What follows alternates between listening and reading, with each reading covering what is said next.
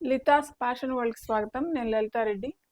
ఈరోజు మీకు ఇంట్లో నెయ్యి ఎలా తయారు చేసుకోవాలో చెప్తాను. మనకు బర్రెలు ఆవులు లేకపోయినా కానీ మనం చక్కగా ప్యాకెట్ పాలతోనే ఇంట్లోనే చక్కగా మంచి సువాసన వచ్చే నెయ్యి తయారు చేసుకోవచ్చు. అది ఎలా తయారు చేసుకోవాలో ఇప్పుడు చెప్తాను. బయట కొనుక్కోవచ్చు కదా ప్యాకెట్స్, నెయ్యి ప్యాకెట్స్ అనుకుంటారు కావాలి మీరు.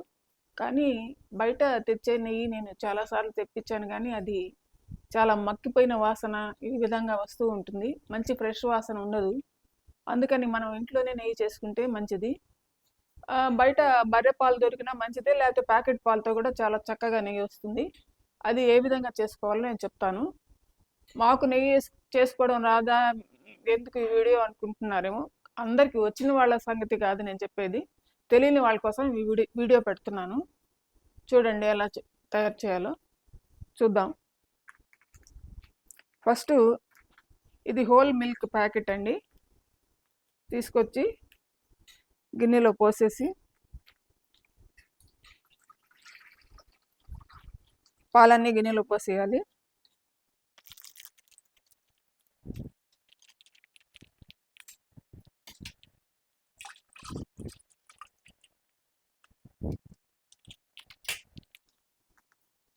నేను 2 లీటర్ పాలు తీసుకుంటున్నానండి రోజు. 2 లీటర్స్ తీసుకుంటే మనకి 10-12 రోజుల్లో ఒక 750 ml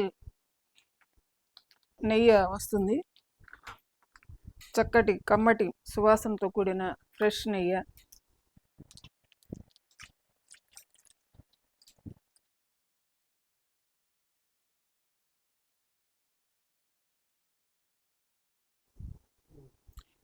ఈ విధంగా పాలన్నీ పోసేసి పొయ్యి మీద పెట్టి కాసుకోవాలండి.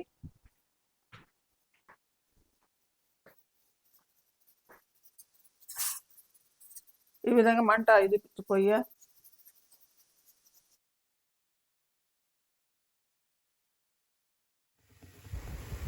పాలు పొంగిన తర్వాత 5 నిమిషాలు సిమ్లో పెట్టి తర్వాత దించేసేయాలి. చల్లారిన తర్వాత ఫ్రిడ్జ్లో పెట్టాలి. ఇలా ఫ్రిడ్జ్లో పెట్టిన పాలు రాత్రంతా అలాగే ఉంచి పొద్దున తీసి ఫ్రిడ్జ్లో ఉంచి దాన్ని పైనుండే మీగడ గట్టిగా వచ్చి ఉంటుంది. దాన్ని చక్కగా తీసి ఒక గిన్నెలో వేసుకోవాలి.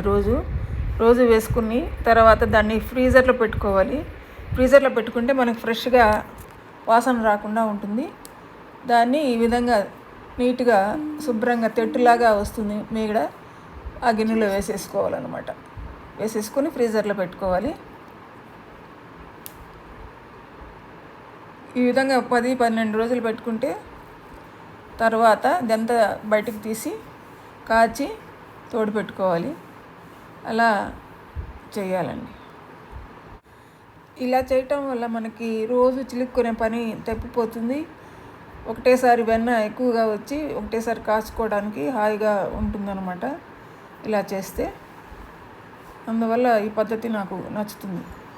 ఇలా రోజు తీసిపెట్టిన ఆ మీగడని బయట పెట్టి గట్టిగా ఉంటుంది కదా, ఫ్రీజ్ చేసింది, దాన్ని కరిగిన తర్వాత అంతా ఒక పెద్ద గిన్నెలోకి వేసుకోవాలి.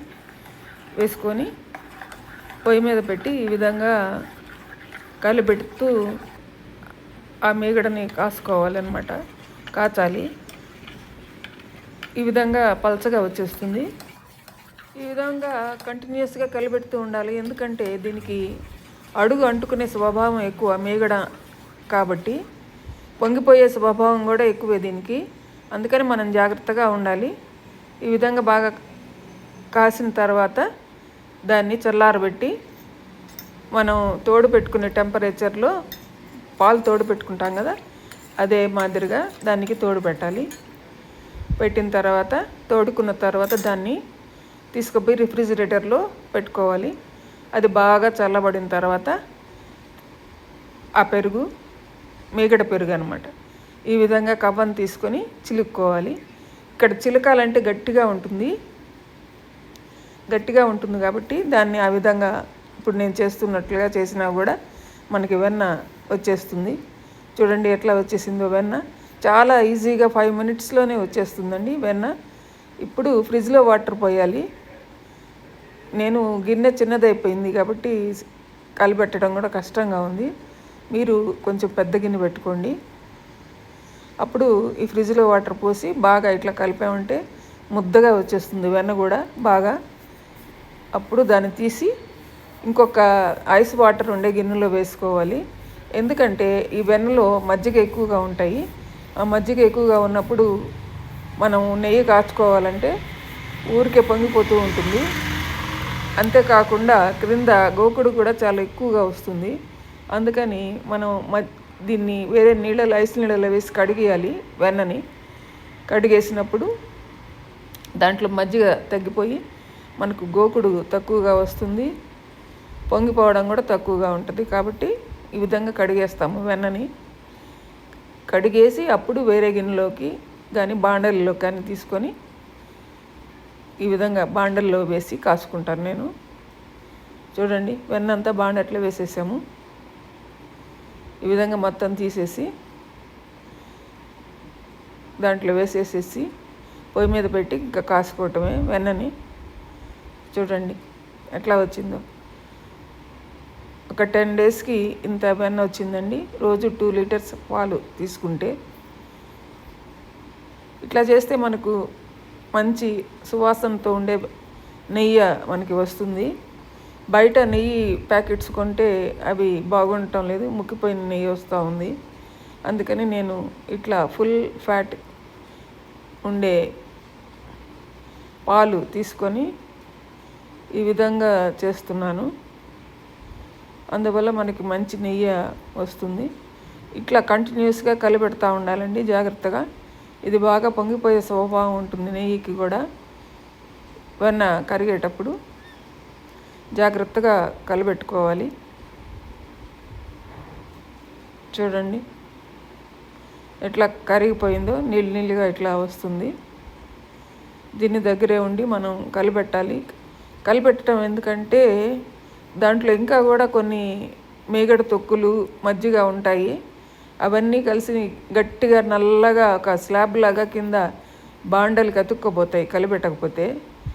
అందువల్ల మనం కలిపెడతా ఉంటే తర్వాత బాండలి తోముకోవడం కూడా చాలా ఈజీగా ఉంటుంది. అది ఈజీగా తీసి పారేయచ్చు అడుగు నుండే గోకుడు. ఈ విధంగా కలిపెట్టుకుంటా ఉంటే నెయ్యి కాగిపోవచ్చిందండి. ఈ విధంగా రెడ్గా కనిపిస్తుంది కదా, ఆ మేగడ తొక్కులన్నీ రెడ్గా ఇట్లా వచ్చేస్తాయి. అప్పుడు చూసుకొని మనం జాగ్రత్తగా ఇప్పుడు ఆపుకోవాలి, లేకపోతే పొంగిపోతుంది. ఇప్పుడు మళ్ళీ కాగిపోయిన తర్వాత కూడా నెయ్యి పొంగిపోయే స్వభావం ఎక్కువగా ఉంటుంది. ఇప్పుడు జాగ్రత్తగా ఉండి మనం దగ్గరే ఉండి కలిపెడుతూ ఇప్పుడు ఇంకా ఆపేసుకోవాలి. స్టవ్ మంట ఆపేసేస్తే దాంట్లోనే ఉంచితే కొద్దిసేపట్లో అది కొంచెంసేపు కూడా కాగుతుంది ఆ వేడికి. ఈ విధంగా కొంచెం ఆ గోకుడు కొంచెం బ్లాక్గా వచ్చేటట్టే కాస్తాను నేను. అప్పుడు నెయ్యి మంచి వాసన వస్తుంది, ఎక్కువ రోజులు నిల్వ ఉంటుంది. ఇప్పుడు దీన్ని దించేసేసి పొయ్యి ఆఫ్ చేసి చల్లారిన తర్వాత వడకట్టి సీసాలో కానీ చిన్న కంటైనర్లో దేంట్లోనైనా పోసుకొని ఫ్రిడ్జ్లో పెట్టుకుంటే ఎక్కువ రోజులు మనం ఫ్రెష్గా వాడుకోవచ్చు. ఇంకా ఫ్రీజర్లో పెడితే ఇంకా ఫ్రెష్గా ఉంటుంది. ఎప్పుడు కావాలంటే అప్పుడు తీసి నెయ్యి వాడుకోవచ్చండి. అదండి నెయ్యి ఎలా తయారు చేయాలో చూశారు కదా. ఈ విధంగా మీరు కూడా ట్రై చేయండి. చక్కటి ఫ్రెష్ నెయ్యి మీరు కూడా రోజు వాడుకోవచ్చు. చూశారు కదా మీరు నెయ్యి ఎలా ఫ్రెష్గా తయారు చేసుకోవచ్చో. ఈ విధంగా మనం సొంతంగా తయారు చేసుకుంటే కమ్మటి నెయ్యి రోజు మనం వేసుకోవచ్చు. చూడండి ఈ విధంగా నెయ్యి తయారైన తర్వాత వడకట్టి ఈ విధంగా సీసాలు పోసుకోవాలి. దీన్ని డీప్ ఫ్రీజర్లో పెట్టుకుంటే చక్కగా స్మెల్ అలాగే ఉంటుంది ఎన్ని రోజులైనా. మామూలు ఫ్రిడ్జ్లో అయితే కొద్ది రోజులకి మళ్ళీ అది కూడా కొంచెం వాసన వస్తుంది, ఒక 2 నెలలకి అట్లా. ఎక్కువ రోజులు ఉండాలంటే మాత్రం ఫ్రీజర్లో పెట్టుకోవాలి. రోజు వాడేసుకునేది అయితే మామూలు ఫ్రిడ్జ్లో అయినా పర్వాలేదు. తొందరగా అయిపోయే పని అయితే బయట అయినా బాగానే ఉంటుంది. అదండి నెయ్యి సంగతి, నెయ్యి కథ. చూసారు కదా. ఈ వీడియో మీకు నచ్చితే లైక్ చేయండి, షేర్ చేయండి, సబ్స్క్రైబ్ చేయండి. మీ అభిప్రాయాలని మీ కామెంట్స్ ద్వారా నాకు తెలియజేయండి. ధన్యవాదాలు.